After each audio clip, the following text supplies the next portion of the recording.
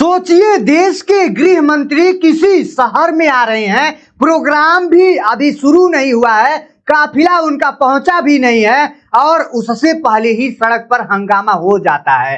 काले झंडे निकल आते हैं, काले गुब्बारे निकल आते हैं और पुलिस वैन में भर भर कर युवाओं को उठा ले जाया जा रहा है। ये तस्वीर आपने पहले कभी देखा होगा मोबाइल में। ये कहानी किसी बड़े शहर की नहीं है, ये कहानी है राजस्थान जिले के अलवर का। और सवाल सिर्फ एक प्रोग्राम का नहीं है, सवाल उस आवाज का है जो पिछले कई दिनों से पूछा जा रहा है और जिसका जवाब अब तक नहीं मिला है। देखिए, आज हम इसी कहानी को बिल्कुल सीधे और आसान शब्दों में समझेंगे। नमस्कार, मैं हूं आदेश वर्मा, आप देख रहे हैं पॉलिटिकल सच्चाई। अलवर में गृह मंत्री अमित शाह जी का प्रोग्राम था, आप लोग तो देखे ही हैं। प्रोग्राम से कुछ ही देर पहले वहां पर कुछ दूरी पर कुछ युवाओं ने सड़क पर आ गया था, हाथ में काले झंडे लेकर के। कुछ लोगों के हाथ में काले गुब्बारे भी थे, वो नारे लगा रहे थे, वो एक ही बात पूछ रहे थे, दिल्ली के जंतर मंतर पर छात्रों के साथ जो हुआ उसका जिम्मेदार कौन है, लाठी किसके कहने पर चली थी, आंसू गैस किसके कहने पर छोड़ी गई थी। इतनी बात हुई और फिर भारी पुलिस आ गई। पुलिस ने उन सबको घेर लिया और फिर जो वीडियो सामने आया उसमें दिख रहा है कि युवाओं को पकड़कर बसों में बैठाया जा रहा है, कुछ को हिरासत में लिया जा रहा है, कुछ के ऊपर मुकदमा भी किया जा रहा है, कुछ को थाने ले जाया गया। अब यहाँ पर रुक कर एक बात समझनी जरूरी है, ये युवा कौन थे? ये कोई बाहर से आए लोग नहीं थे। खबरों में जो नाम आ रहा है उसमें लिखा है कि वहां NSUI के कार्यकर्ता थे, युवा कांग्रेस के लोग थे, महिला कांग्रेस के लोग थे और कांग्रेस के कुछ स्थानीय नेता भी थे। वो अलवर जिला कांग्रेस कार्यालय के पास शांत तरीके से बैठकर अपना विरोध बता रहे थे। उनके साथ जो छात्र थे वो वही छात्र हैं जो पिछले कुछ समय से एक बात को लेकर के परेशान हैं। दिल्ली के जंतर मंतर पर कुछ दिन पहले छात्रों का शांत विरोध चल रहा था, वहां अचानक लाठीचार्ज हो गया, आंसू गैस चली, कई छात्र को चोट लगी। उसी तरह की कुछ तस्वीरें बिहार से भी आई थी।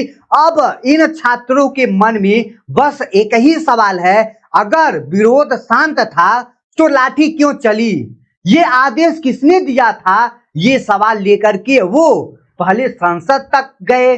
अब यहाँ कहानी बदलती है।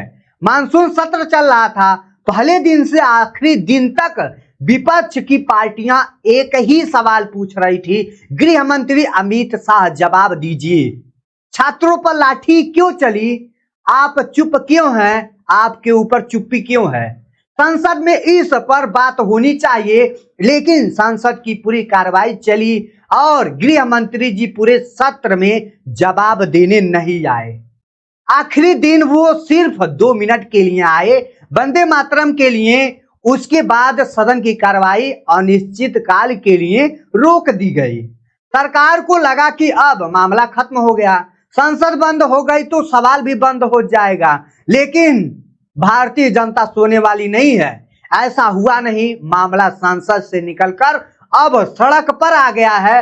अलवर में जो हुआ वो तो हुआ ही है, इसी का एक हिस्सा है। अब सबसे बड़ा सवाल ये है, क्या शांत तरीके से विरोध करना गलत है? ध्यान दीजिए, यहाँ 2 बातें एक साथ चल रही है।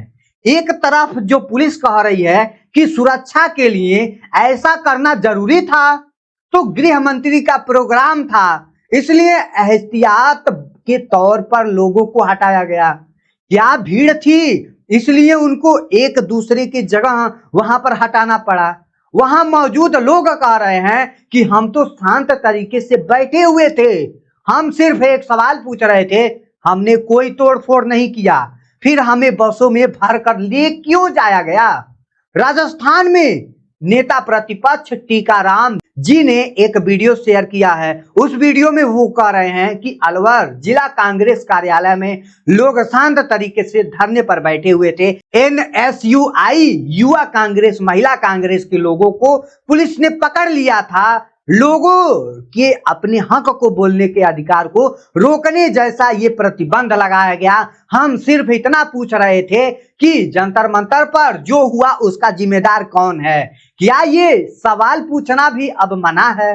वीडियो में साफ दिख रहा है कि पुलिस कुछ युवाओं को पकड़कर बसों में बैठा रही है, कुछ लोग काले झंडे लिए हुए हैं। अब यहाँ कहानी को थोड़ा पीछे लेकर के चलते हैं। जंतर मंतर पर क्या हुआ था? वहां छात्र इकट्ठा हुए थे, उनकी कुछ मांगे भी थी, वो शांत हुए बैठे थे। फिर अचानक पुलिस और छात्रों के बीच धक्का मुक्की शुरू हो गई, फिर लाठीचार्ज हो गया, फिर आंसू गैस का इस्तेमाल किया गया। कई वीडियो सामने सोशल मीडिया पर, बहुत ज्यादा वीडियो सामने आया सोशल मीडिया पर। आंसू गैस भी छोड़ा गया, मारपीट हुआ और छात्र कह रहे हैं कि हमने तो कोई गलती का काम ही नहीं किया था, हम तो सिर्फ अपनी बात रख रहे थे। पुलिस ने उस समय कहा था कि कानून व्यवस्था बनाए रखने के लिए कदम उठाना पड़ा, लेकिन छात्रों का सवाल वही का वही है, आदेश किसने दिया था, इतनी सख्ती क्यों हुई?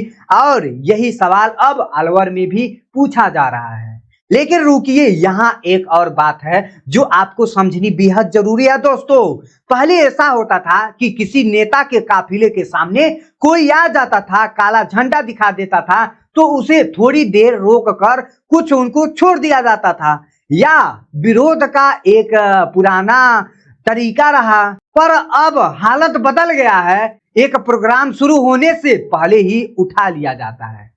तो ये कितना विरोध है, कितनी ही जघन्य अपराध है कि इस तरीके का नहीं करना चाहिए था। ये सवाल सिर्फ कांग्रेस का नहीं है, ये सवाल उन छात्रों का भी है जो जंतर मंतर पर बैठे हुए थे। वो किसी पार्टी के नेता नहीं थे, किसी पार्टी के वो स्टूडेंट नहीं थे, वो तो अपनी पढ़ाई और अपनी नौकरी और अपने भविष्य को लेकर के परेशान हैं। जब लाठी उन पर चली तो चोट सिर्फ शरीर पर नहीं लगी, भरोसे पर भी लगी। उन्हें लगा कि अगर हम शांत तरीके से भी अपनी बात नहीं रख सकते हैं तो फिर कहां जाएंगे।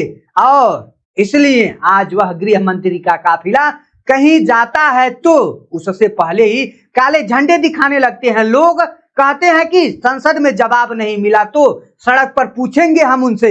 अब एक और पहलू देखिए, सरकार की तरफ से क्या कहा जा रहा है। सरकार की तरफ से अभी तक इस पूरे मामले पर खुलकर कोई लंबी बात नहीं आई है। सरकार एकदम चुप्पी तोड़ी हुई है, वो चुप्पी में है, बोलती ही नहीं है। गृह मंत्री जी की तरफ से जंतर मंतर वाली घटना पर सीधे कोई बयान नहीं आया है, संसद में भी इस पर कोई चर्चा नहीं हुई है। पुलिस की तरफ से जो बात कही जा रही है वो ये है कि हमने सुरक्षा के हिसाब से काम किया है, इसमें हमारी कोई गलती नहीं है। किसी बड़े नेता का प्रोग्राम होता है तो पहले से ही एहतियात बरतनी पड़ती है ताकि कोई गड़बड़ी ना हो सके। और कांग्रेस की तरफ से कहा जा रहा है कि ये आवाज को दबाने की कोशिश है, जितना आप दबाएंगे हम उतनी मजबूत से छात्रों की बात उठाएंगे। आप देखिए, दोनों तरफ अपनी अपनी बात है, पर बीच में वो छात्र है जिसका सवाल अभी भी बिना जवाब के है। कानून क्या कहता है इसे भी बहुत आसान शब्दों में समझते हैं। हमारे देश में हर किसी को अपनी बात शांत तरीके से रखने का हक है। तो यहाँ सवाल यह भी है, अलवर में जो हुआ यह सुरक्षा के लिए हुआ, आवाज को रोकने के लिए हुआ? इसका जवाब तो वही लोग दे सकते हैं जो वहां पर मौजूद थे। पर वीडियो में जो दिख रहा है उसमें कोई मारपीट या तोड़फोड़ नहीं दिख रही है, लोग बस झंडे लिए खड़े दिख रहे हैं। अब सबसे बड़ा सवाल क्या, इस तरह लोगों को पहले ही उठा लेने से सवाल खत्म हो जाएगा। मान लीजिए आज अलवर में लोगों को हिरासत में ले लिया गया है, कल किसी और शहर में प्रोग्राम होगा, वहां भी कुछ युवा को उठा लिया जाएगा, फिर क्या होगा? फिर पुलिस उन्हें भी उठा लेगी। क्या इससे छात्रों के मन का गुस्सा कम हो जाएगा और ज्यादा बढ़ेगा दोस्तों? और एक और बात, जब संसद में सवाल पूछा जाता है तो उसका मतलब होता है कि देश के सामने जवाब आए, सरकार बताए कि क्या हुआ, क्यों हुआ और आगे क्या किया जाएगा।